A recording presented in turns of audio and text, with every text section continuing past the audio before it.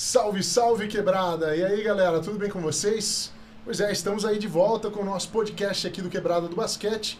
E hoje a gente estamos aqui, né, com o Fifo, com o Pani e com o Índio, pra gente conversar sobre um dos times, que é o Rony Preta, o time aí que é mais vencedor do Interpraça. Vocês vão ouvir aí a gente falar ainda do Rony Preta em outras ocasiões. E vamos também, na sequência, convidar outros jogadores de outros times que também ajudaram a construir um pouco da história do basquete aqui de Curitiba.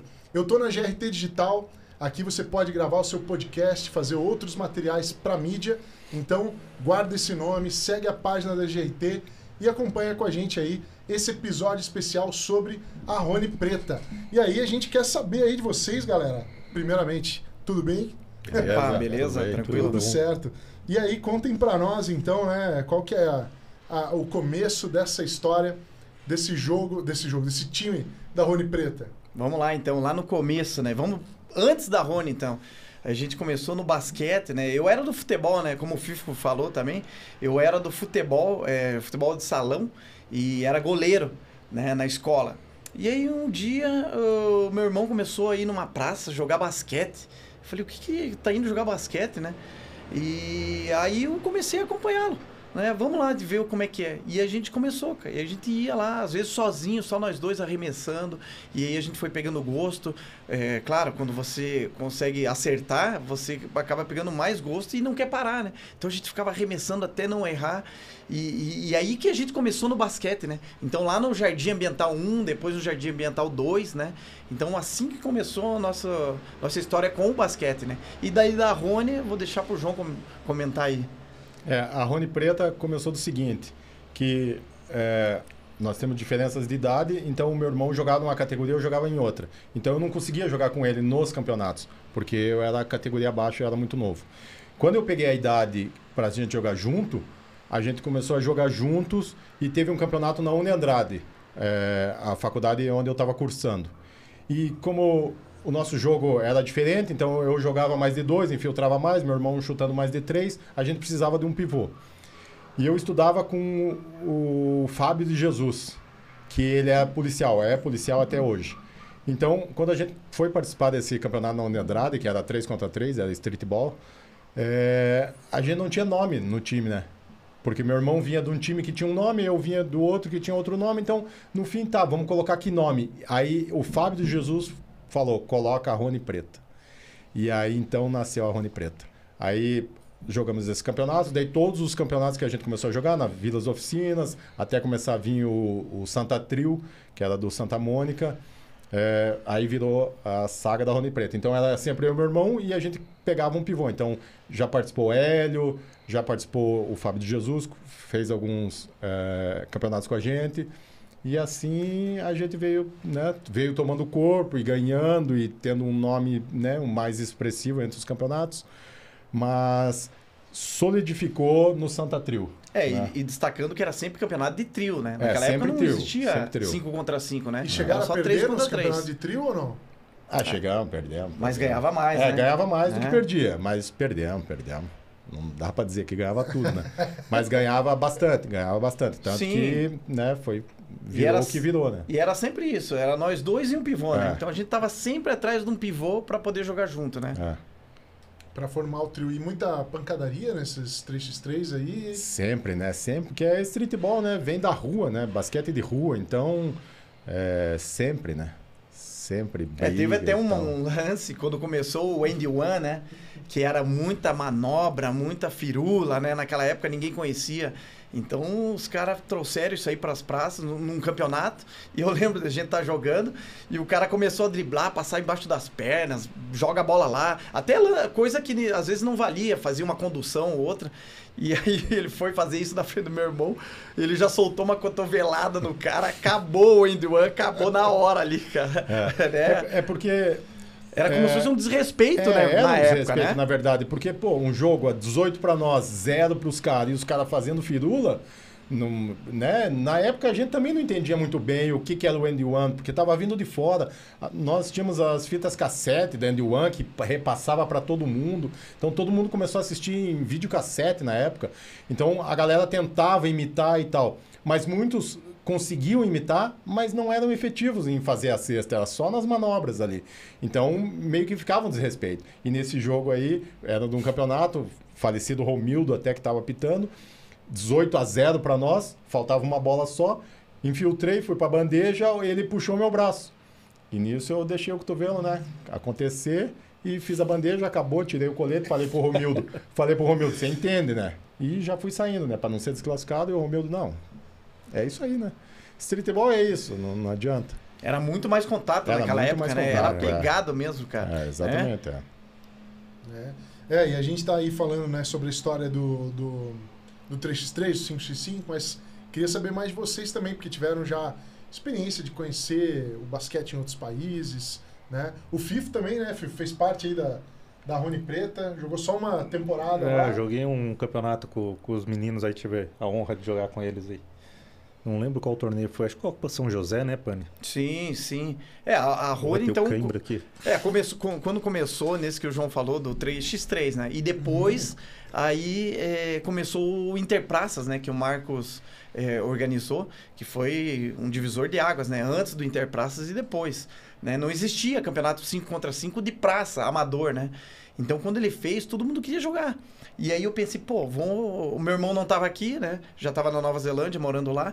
Eu falei, vamos montar um time, né? Continuar com a Rony Preta, 5 contra 5, só que vamos montar uma panela, né? Para ganhar tudo, né? E aí eu fui lá, atrás de um por um, né? Pegando os caras das antigas, a nossa idade. Eu vou fazer 45, então tentei pegar os caras da praça ali, da Ipingaus, os mais velhos ali, mais experientes, os melhores também, né? Piazada nova, quando eu vi ali que se destacava, já pegava para outro time não pegar, e aí a gente montou essa panela, né? O Rony Preta que ganhou ali o começo, ganhamos tudo, né, cara? Depois foi enfraquecendo, o pessoal foi se machucando, o pessoal com família não podia jogar, teve jogos que a gente foi em 5 para jogar apenas, né? Então, mas no começo a gente levou tudo, né? Montamos a panela mesmo, né? Eu admito, paneleiro. Levaram até o Stephen Curry da Ipingaus. Sim, o FIFA antigamente era o Curry. Ele começou com as bolas de 3 na Ipingaus. Ninguém chutava de 3, cara. Ele chutava da linha dos 3, chutava do meio de campo, da onde fosse, cara. Tinha que marcar ele lá pra trás do meio de campo, senão ele mandava, cara. Não tem, cara. E falando aí sobre vocês, né? O Índio aí que teve essa experiência na Nova Zelândia aí. O que você sentiu de diferente? Como que é por lá? Né? Porque a gente sempre, eu pelo menos tenho essa curiosidade de saber como é que é fora do Brasil, como é que a galera se comporta.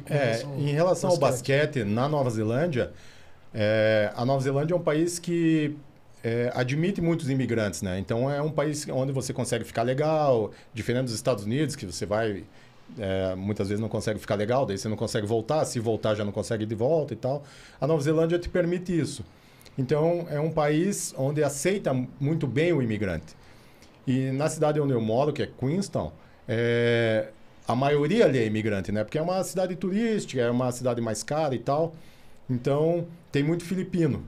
E filipino, o esporte número 1 da Filipina é o basquete. Então, toda quadra que você for jogar vai ter filipino. E os caras gostam, montar de camisa de basquete, bermuda de basquete, um tênis para cada jogo. Os caras investem mesmo no basquete.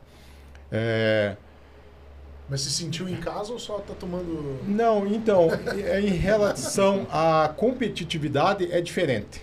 Aqui, eu chego na praça, eu quero ganhar. Então eu vou brigar, eu quero ganhar. Lá já é diferente. É meio que um jogo mais ameno, não é tanto contato, é meio que um jogo, né? Deixa que eu deixo, você começa a fazer umas bolinhas, eu vejo o que você está fazendo, já não marco. Então é meio que um jogo de comadre.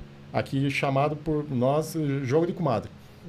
Mas tem muita galera boa lá. Eu participo de campeonato lá, até antes de eu vir agora de férias, participamos de um campeonato lá, joguei para uma cidade lá de Cromwell e nós fomos campeões. E é bem legal lá. É umas ligas como os Interpraça daqui, eles fazem, só que é meio que entre cidades. Então as cidades mais próximas ali se juntam e fazem esse campeonato aí. É bem legal. Os campeonatos muito mais competitivos do que simplesmente os jogos, né, que acontecem na cidade. Mas é bem legal, o basquete lá é bacana. Claro, o forte lá é o rugby, né? Mas o basquete vem tendo um destaque legal lá. Bem. E Pani, por que o Rony Preta acabou? Foi pelo que você estava contando aí, de ir meio que minguando a participação da galera? Foi isso? A gente ficou um bom tempo jogando aí os campeonatos que tinham, né? E aí o pessoal com família, foi nascendo os filhos, aí foram se machucando. Então, como a gente é o pessoal mais velho, né? Eu vou fazer 45, pessoal de 20 anos aí jogando contra a piazada. Aí um não pode, aí o outro vai para fora do país, e outro se machuca. Então, acabou a Rony Preta, e aí o pessoal que sobrou, que ainda joga, acabaram indo pro Quebrada, pro 57, foram para outros times, né? Então, é isso, cara. Vamos ver se um dia a gente consegue.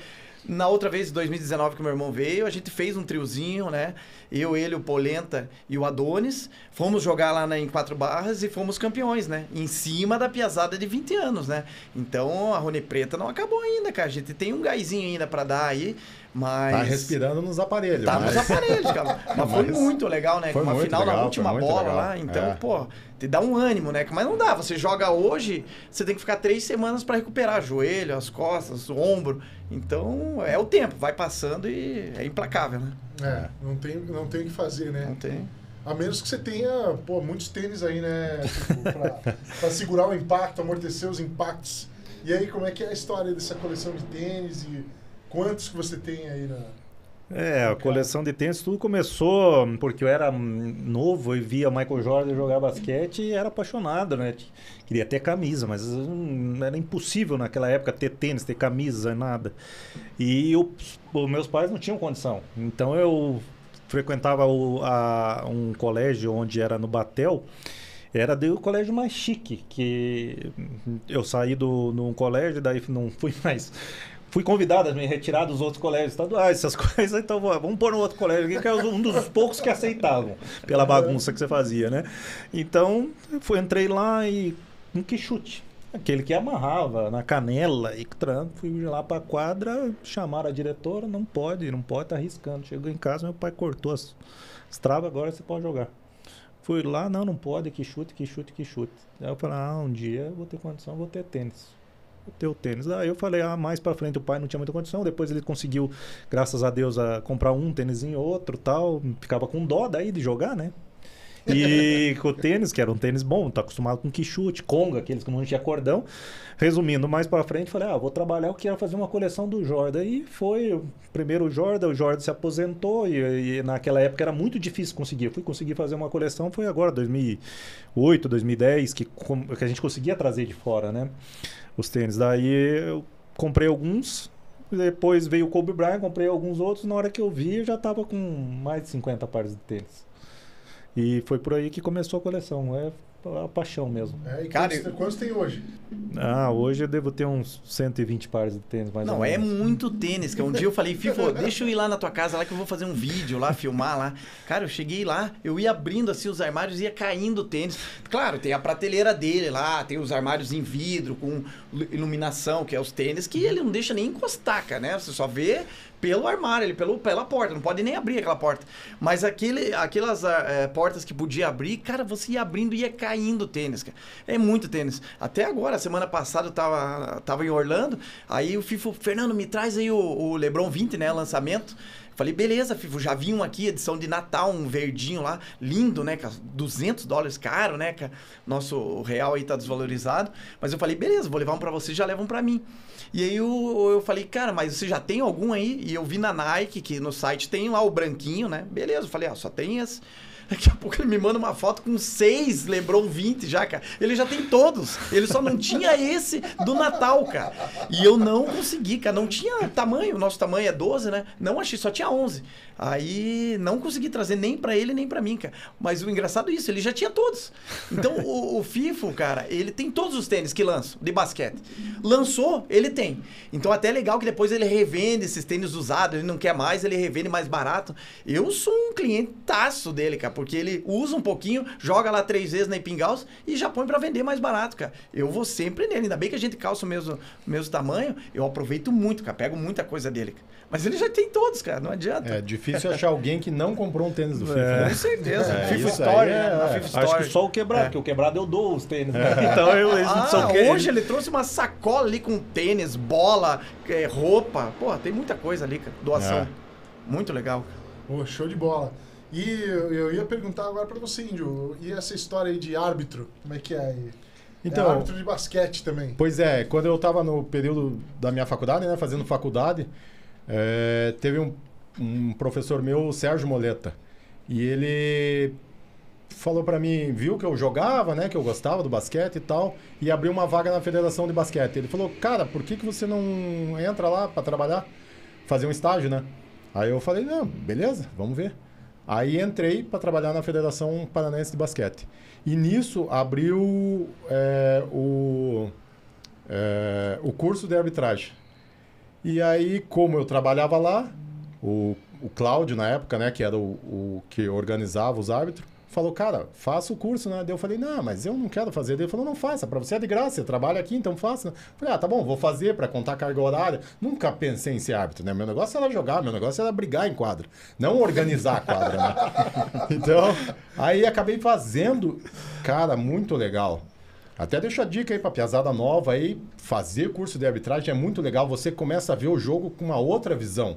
Entendeu? Antes eu via só como atleta ali, só como jogadas e tal, você vê o outro lado do jogo. É muito legal. E aí, tive esse início na arbitragem. Na época, quem se destacou mais ali tal era eu e o Gabardo. Então, a gente começou a apitar tudo e a galera jogava a gente para apitar em tudo que é lugar, conhecia um monte de cidades através da arbitragem. Então, a gente ia apitar jogos escolares e ia com a galera, era muito legal mesmo.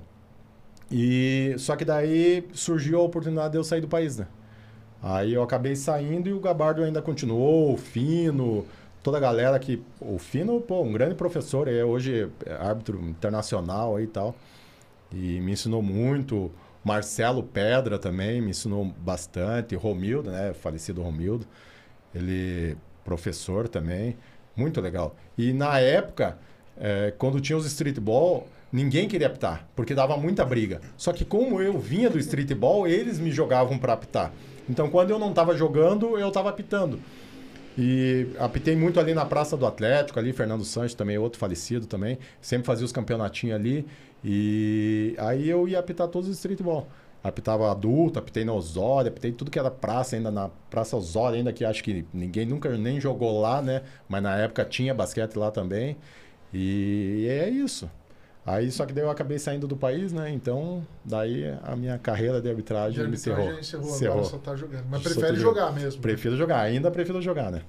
Mas como eu apitei jogo fora já também, né? Quando eu apitei, aí eu falo que eu sou internacional, né? Sem ter o status de árbitro internacional, mas eu apitei fora, então sou internacional. E tem muita diferença para como a galera joga lá na Nova Zelândia?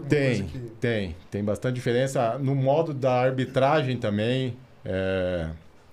Porque também é muito jogo amador, né? Então também tem toda aquela dificuldade que a gente tem aqui também, né? Muitas vezes o cara não é federado, o árbitro não vem de uma federação, então pega atleta para apitar. Então, muitas vezes o atleta apita e joga o próximo jogo. Então, é amador, né? Amador é isso mesmo, né? Não tem. Tá jogando para eliminar meu time. Exatamente, né? Às vezes você pensa, pô, deu uma ajudinha aqui para pegar aquele na final, aquele outro e tal. Mas não, amadorismo é isso aí mesmo. Né? Mas é certeza. Isso. Poxa, Fifo, eu não sabia disso aí. Então, né, o cara traz os tênis aí do hoje, é um patrocinador do Quebrada. A gente ama o Quebrada aí, que o Rafa conseguiu fazer, desde como o Pani falou, né? Quando ele chegou na praça, a humildade dele, aquele carisma, então a gente conseguiu fazer com que o Quebrada fosse a nossa casa, né? Sim. Então tudo que a gente tem, a gente doa pro Quebrada e ajuda. E dos teus tênis lá, tem alguns favoritos aí? Tem uns que você não doa, não vende? Não troca, tem os do Jordan e do Kobe lá, que são meus ídolos, né? Então eles ficam lá, como o Pani comentou, tem um armário lá de vidro guardadinho e a outra seção dos Kobe. Você chegou a usar eles? Uso. Tem uns, acho que tem uns que são repetidos, né? Então tem os que eu uso e os outros que estão na caixa que são repetidos. Falei, cara, ele tem todos e tem repetidos para poder usar pra e poder deixar usar. Um guardado sem uso. Pra poder esfregar na cara. Não, a questão, né, que as pessoas podem pensar, porra, mas o cara é rico. Não é que é rico. Eu comecei a colecionar tênis, foi em 90, o primeiro tênis que eu tive foi em 93, primeiro Jordan. Então, não existia sneakerheads, não existia Marcos Mion, não existia nada disso. Os caras já têm tênis. Não existia isso aí. Então, eu tenho tênis ali que tá com hidrólise de 94, 93, 96, tudo costurado, tá guardado. Então, foi um hobby aos poucos, assim, que era paixão, não era assim, esbanjar, nada disso. Foi aos poucos mesmo, na hora que viu, já tava com muito tempo. Coleção é isso, né? Você começa anos, imagine, 93, 2023, são 30 anos, né? Sim. Então, não é de agora, assim, vou colecionar e vou gastar milhares. Sim. Não, mas show de bola, muito legal saber. Legal. E aí até a gente trouxe aqui uma papelada, né, pra trazer o Pani pra patrocinar o Quebrada. Claro. Então a gente vai ensinar aqui Sim, como mas é que faz. Sim, claro, mas eu já patrocinei o Quebrada lá no começo, né, cara? A gente ajudava, depois veio a pandemia, deu uma queda até lá na Pani, né? Mas agora vamos voltar, cara, porque o Quebrada faz um trabalho, e o Rafa faz um trabalho sensacional, cara. Onde estão precisando que envolva basquete, ou às vezes até nem envolve basquete, ele tá lá pra ajudar, cara. Ele vai lá, consegue imóveis pra alguém lá que perdeu a casa, vai reformar uma quadra, vai levar uma tabela, um aro pra algum lugar. Cara, o cara é sensacional, cara. Então tem que ajudar mesmo. Podendo ajudar, vou voltar a ajudar com certeza. Entrar na lista de apoiadores e patrocinadores dele ali. Sim, mas, Pani, faz um jabá aí da panificadora, cara. Aproveita aí, ó, o público, né? Fala aí pra galera. Já que o Pani, ele veio aqui hoje e já enclausuramos ele aqui. Ele tá em... Então, agora não tem erro. Cárcere privado. Não, é a panificadora Super Pani, né? Ali no Cajuru, Rua dos Ferroviários 160. Tem bastante coisa boa lá que a gente faz lá. O pão é o chamariz, né? O pão francês. Vem cara de tudo quanto é bairro para comprar o pão francês. E aí já acaba levando um refri, uma bolacha, um bolo, né? Então... a panificadora Super Pânica. Muito boa, cara. Tamo lá, então, todo dia tamo lá. Panificadora Super Pane, desconto... Não, tô brincando. Você que ouviu o podcast, chega lá. Não, brincadeira. Mas é isso aí, galera. A gente agradece muito por vocês terem se disposto a vir aí contar a história do Rony Preta, falar de vocês também aí pro pessoal, né? A Rony, até tem que contar mais uma história também que não posso deixar faltar, cara. O Fifo tá aqui também, né? Dos campeonatos do Santa Mônica, né? Então você chegava lá no sábado, você tava na Epingaus lá. Nossa, uns 50 cabeças jogando, né? Uhum. E jogava normal, ninguém falava nada que ia jogar campeonato no domingo, ninguém falava nada. Daí, beleza, você ia embora. No domingo de manhã, você entrava naquele Santa Mônica, olhava assim na arquibancada, tava todo mundo que tava no sábado, mas ninguém falava, porque pra não ir outro time mais forte, né? Só que tava todo mundo lá. Aí beleza, você sentava lá na arquibancada, esperando, né? Começar, todo mundo lá, né? Que tava lá. Cada um com o seu trio, né? E aí, daqui a pouco, entrava Neguinho e Negão, né? Os irmãos Madrigal. Meu Deus, cara, você já ficava com medo. Você falava, acabou, os caras vão ser campeões, porque os caras treinavam no Cefete, os caras não tinha como competir, né? Quando eles iam na praça, detonavam. Só que os caras, eles iam meio escondido lá, o técnico não deixava eles jogarem, né, esse tipo de campeonato, para não se machucarem também, né? Então, o engraçado é que eles nunca chegaram numa final, cara. Então a gente, ou era a Rony, ou era o time do FIFO, né? Teve até uma final, que o primeiro Santa Trio, né, o Milico, né, que organizava. A gente chegou na final, o prêmio era um tênis, uma camiseta e uma bermuda, Lecoq Sportif, né? Cara, você ganhar um tênis num campeonato naquela época não existia. Então anos 2000, né? Mais ou menos. Não tinha como, né, cara? Chegamos na final e aí o outro time era o Luciano, o Danilo e o Guto. Não, o Léo. O Léo. Luciano, Léo e Guto. Léo, Luciano e Guto. E não sei, agora eu não lembro se foi o Léo... se não me falha a memória, foi o Luciano que se machucou. Torceu o pé e teve que sair. Então eles ficaram em 2. Naquela época era trio, 3 contra 3, não tinha o quarto elemento. Não tinha o reserva. Não existia reserva. E aí, na época, falaram se a gente podia deixar a namorada, né? Ou era a esposa, não sei, na época, do Guto entrar pra jogar no lugar, né? Pra eles ficarem em 3. E a gente já sabia que a menina jogava demais. A gente falou, não. É nós 3 contra eles 2. Cara, mas deu um trabalho pra ganhar dos 2, cara. E a gente ganhou ainda. E daí levamos toda a premiação. Então essa história aí, né? Um abraço também pro Milico aí, que organizou. Hoje ele tá... secretário de esporte, nem sei direito o cargo dele, mas ele tá alto, lá tá organizando muita competição fora e tudo quanto é tipo de esporte, né? Tá muito legal aí o basquete de Curitiba. Não, com certeza. E já fica o convite aí para os irmãos Madrigal virem se defender aqui, né? Exatamente. Eles não ganhavam o campeonato, mas o campeonato enterrado eles levavam. Isso o campeonato enterrado é eles que levavam. Até hoje, né? O Neguinho, né? O Neguinho e o Negão, né? O Neguinho, que é o mais novo, cara, ele enterra demais. No último campeonato que a gente fez lá em Pingaus, meu Deus, ele deu cada enterrada lá que não tem como, né, cara? Coisa de cinema, né, cara? E também teve outra história também no Botânico, que a gente jogava no Botânico também. Começamos lá no Ambiental 1 e 2, depois fomos para Ipingaus, né? Então nossa casa é Ipingaus. Mas no Botânico tinha uma época, teve lá o Adidas Streetball. Adidas né? Streetball. Nossa, campeonato 96. Gigantesco, né? Nossa, foi uma coisa sensacional. E aí a gente jogava sempre lá. E um dia a gente chegou lá de manhã para jogar e os caras tinham colocado o aro retrátil. Cara, aro retrátil naquela época não existia. Você só via na Band, na NBA. Né? O falecido Luciano do Vale, que passava NBA na Band, narrando. A gente não tinha condição de ter. Sim, a gente só via na TV o aro retrátil. Não existia. E os caras colocaram lá no Botânico. A gente ficou louco. Jogamos a manhã toda, arremessando, jogando ali com a galera que tava ali. Beleza, fomos pra casa de tarde, na hora do almoço, ligamos, né, telefone fixo naquela hora, chamamos todo mundo, vamos à tarde porque vai bombar. Aro retrátil, não existe. Quando a gente chegou de tarde, roubaram os aros, cara. Chegamos lá, não tinha aro. Aquela galera pra jogar, não tinha mais aro, cara. E aí a gente ficou naquela, meu Deus, cara. Até hoje eles falam, não, foi tal fulano, foi esses...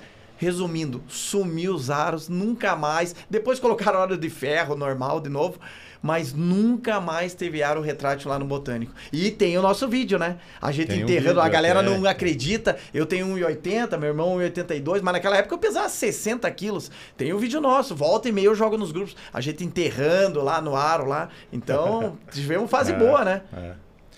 E teve a história também do tiroteio, né? Não pode esquecer de contar tiroteio. Essa também. Essa da Kombi foi sensacional. É que o tiroteio aconteceu no seguinte.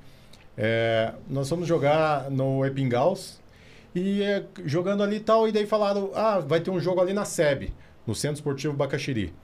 Aí antigamente tinha o Joseph, ele trazia uma galera de americano para jogar também. Os filhos dele, tudo falando inglês e tal. Tudo americano. E aí ele falou, vamos lá na SEB, vamos levar um time daqui da Pingaus lá na SEB pra gente ver como é que é. Beleza. Aí na época ele tinha uma Kombi, entrou uns 15 negros na Kombi, todos os filhos dele, tinha uns 3, 4 filhos. E daí na época tava Samuel, não sei se o irmão dele, o Jonathan, tava também, o Júlio. E chegando na SEB, a gente escuta um tiroteio. Tal. Aí o Samuel, que é carioca, já falou, se joga no chão que é tiro. Nisso que a gente se jogou no chão, chegando na quadra, a gente se jogou no chão, o bandido tava de moto, ele passou, entrou na SEB ali, como quem não conhece a SEB ali, tem uma passagem ali que passa ou bicicleta ou moto só. Então o cara foi esperto, atravessou de moto e a viatura da polícia que veio a milhão não entrava ali. Então teve que dar toda a volta para ir atrás do cara. Nisso ali a gente pegou, galera, vamos entrar na Kombi, vamos voltar para Ipingaus, porque aqui não dá, aqui é tiroteio, aqui a bala come solto. Mas no fim a SEB agora hoje virou um local tranquilo para jogar também, é um dos pontos de Curitiba para jogar também, para jogo, a galera se empenha em jogar lá também. E também fazem manutenção, né? Também fazem manutenção na quadra também. Sim, regularmente lá. A Rony tem muita história, jogou em muitos lugares, né? Que como o Marcos falou também, a mais vezes campeã do Interpraça, né? Hoje em dia não sei porque a gente parou faz tempo, mas a gente incomodou muito, ganhamos muita coisa e vamos ver um dia se a gente volta a jogar mais, né? E ainda incomoda, né, Pani? Se montar, mesmo o pessoal com 45 anos ainda incomoda bastante. Ainda incomoda a piazada, né? Mais nova aí, cara. Mas tá bom. Bons tempos, né? A Rony foi o Chicago, né? Daquela época de ouro, né? Que ganhou tudo lá, né, cara? O que atropelou todo mundo, né? A gente falava que a Rony Preta atropela todo mundo. Hoje em dia tá com os pneus meio murchos, né? Mas antigamente atropelava todo mundo. Realmente foi aí a versão curitibana, né? Daquele Chicago, Dennis Rodman. Saudoso Chicago, exatamente. Show de bola. Bom, galera, prazerzaço. Muito obrigado aí pela vinda de vocês. Agradeço, claro, a GRT Digital. Se você precisa de serviços de mídia, gravar seu podcast, aqui é o lugar, né? E siga o Quebrada do Basquete nas redes sociais. acompanhe o trabalho que vem sendo feito lá, torne-se um patrocinador e acompanhe aí os nossos podcasts. Mais para frente a gente vai trazer outros times que também fizeram história aqui em Curitiba e na região metropolitana da cidade. Beleza, galera? Muito obrigado aí pela atenção, por vocês ouvirem a gente, pela audiência e até a próxima. Valeu, Um abraço. Valeu. Obrigado.